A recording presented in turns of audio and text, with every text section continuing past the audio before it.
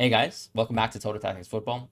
It's Fran here, and we'll be looking at a kind of very interesting story today where we're looking at the impact of Tsimikas on Game Week 1 and the potential to actually change your fantasy Premier League team based on the Andy Robertson injury news. And he was injured yesterday in a preseason friendly, unfortunately, versus Athletic Bilbao. And this kind of gives an opportunity for someone else in the team to come up and step into the position.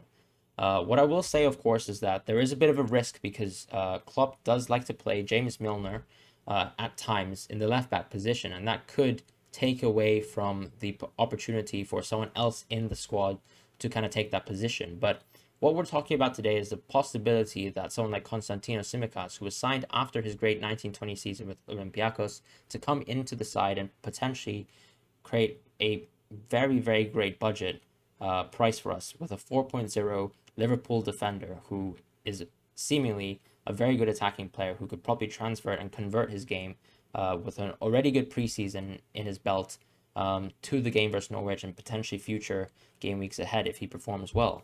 And as I mentioned with the James Pearce story, he mentions that Robertson is probably out for a few weeks, which means that there is an opportunity there for Tsimikas.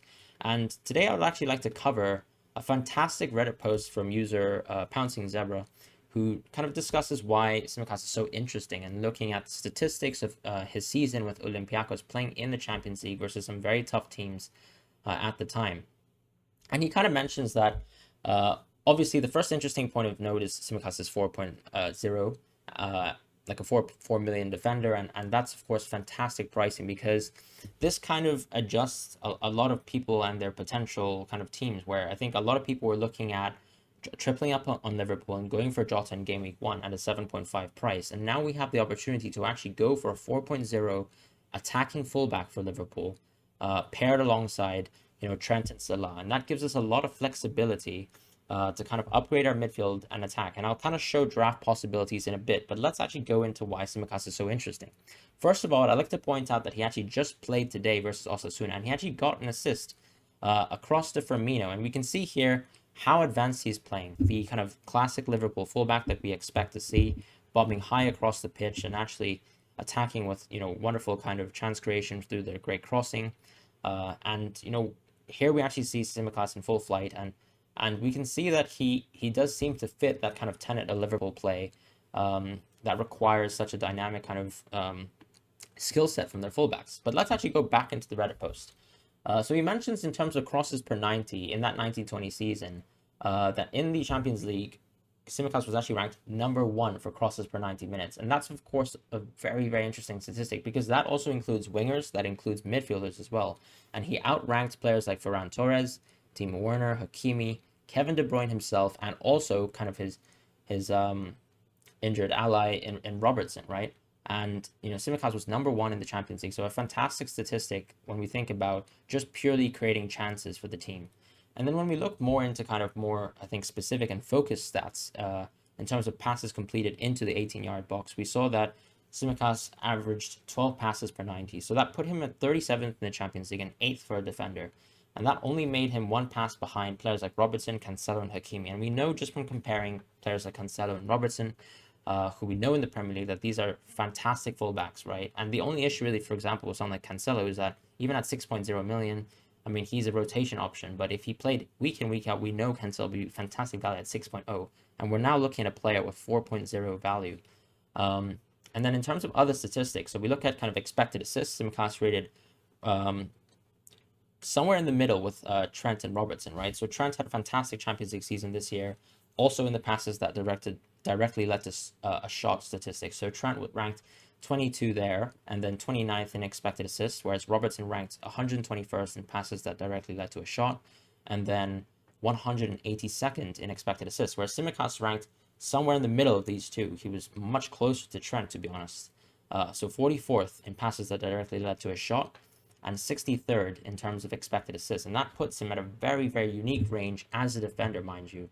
And we know that, of course, that's only part of the reason to be excited. And as I said, he's continued that form in the preseason. And I think what we know with Jurgen Klopp transfers is that sometimes it takes a while for these players to actually get adapted to the teams. And I think right now we're kind of given a golden opportunity where Tsimikas really might be inserted into the side and allowed to play the football that he's kind of desperately been kind of gunning for, playing in Liverpool. And these are the kind of stats that we have so far. But just going into the preseason stats himself, we can see that his stats were actually very, very tremendous. And I think there's a lot of reason to be optimistic. And for that reason, I'd actually kind of like to showcase maybe 2 draft possibilities with Tsimikas himself. I think, what Tsimikas does is actually he gives you the opportunity to actually stick within the 3-back structure and actually have a fantastic midfield and forward line. I'm going to first showcase a 3-4-3 formation. This formation is going to include, as I mentioned, in terms of defense, Ben White and Amartey. And as I mentioned, it's interesting because with Amartey and Ben White, you have access to some of the top teams and center backs that we know will be playing at least for several weeks. Ben White is interesting because if you, let's say, start the season with someone like Tsimikas and Amartey, and they get to play several game weeks before some people return from injury, we're already talking about getting you through the hump of those first 3-4 weeks where you can actually start to observe who are the template players, and then you can actually go for a wild card, right? While actually going for a very cheap defense that is still likely to be glued on. Ben White, as we know, only really has tough fixtures in game week 2 and 3, namely playing, I think, Chelsea and then Man City. And of course, after that game week 3, Ben White becomes an easy kind of nailed option that could even go into starting teams because Arsenal, we know, were quite a good defensive team as they ended off last season in terms of form. And then with Amartey, I thought he had a very impressive kind of Community Shield performance versus Man City. And off the back of that, I think he's definitely going to be set to start at least game weeks 1 to 2, unless Leicester kind of sign a star centre back. I think Rodgers is going to be quite impressed with his performance and happy to kind of continue with Amartey for now, unless they can find a very reasonable centre back option. And for that reason, we can kind of play with a trident of Arnold, Tsimikas, and Shaw to start the week, have very attacking fullbacks who have great fixtures, and then that allows us to play with 4 midfielders in terms of Salah, Fernandes, Mahrez, Benrahma. Benrahma, a bit of a differential there, Mahrez himself as well, but we know Mahrez is subject to less of a rotation risk because Foden is injured and Kevin De Bruyne is injured right now, and that probably means that he's more pegged on to start on that right-hand side flank, and Sterling is probably still due a little bit of rest, whereas Grealish is still kind of finding his way to be acclimated into the team. The front line is going to be quite template in the sense that it's going to be Antonio, Ings, and Tony. And of course, with these 3 forwards, we have the ability to, as we mentioned in previous videos, flex into other players like Bamford, Wilson, or even Jimenez. And then obviously you kind of move Tony into a player like Rodrigo perhaps, or even Pukki when he has better fixtures. But that's going to be my 3-4-3 formation. I think the 3-5-2 formation is actually something that could be even more interesting, to be honest. I've gone for, once again, the same defensive line, so I won't talk more about that. But there's an opportunity to now play with Barnes and Son in the midfield, which I think are potentially, it should technically be an upgrade, right, for over Mahrez, who is a little bit rotation prone, and then Ings, who is someone that we probably have to replace after the first 3 weeks, and will probably also not play fantastic football because he is kind of in a new team, and he's also going to play with a mix of different players, because I think what Aston Villa are struggling with right now is moving on from Grealish and then having Buendia with a potential knock, which means that he might not play in game week 1, and then having to acclimate to a kind of new style of play and a new formation where Ings is playing and dropping deep sometimes, which means that you're not 100% sure on how many chances will be created solely for him, because it could be that Watkins gets a few chances himself and they kind of split that kind of the chances between them, whereas instead now you can get someone like Son, who probably will have a very strong game week 1 and 2, even though he is playing versus Man City.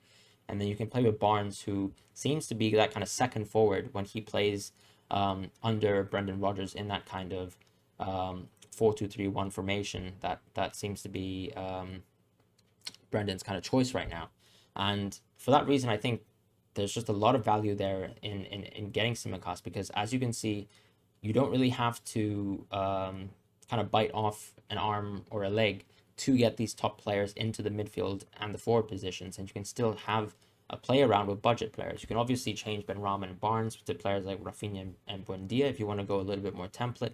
But this is the team so far, and I think ultimately, this is a strong reason to kind of go into Tsimikas. It just gives you such crazy flexibility if he really does start. Now, of course, as I mentioned at the start of the video, there is a risk that Milner could come into the team, but I think the risk is worth taking, in my opinion, just simply due to the fact that you can actually probably have finally a strong midfield and attack really, whilst still probably keeping a rather strong defense.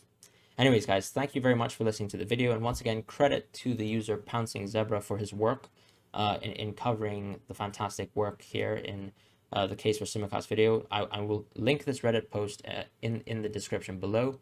But otherwise, have a wonderful evening and take care.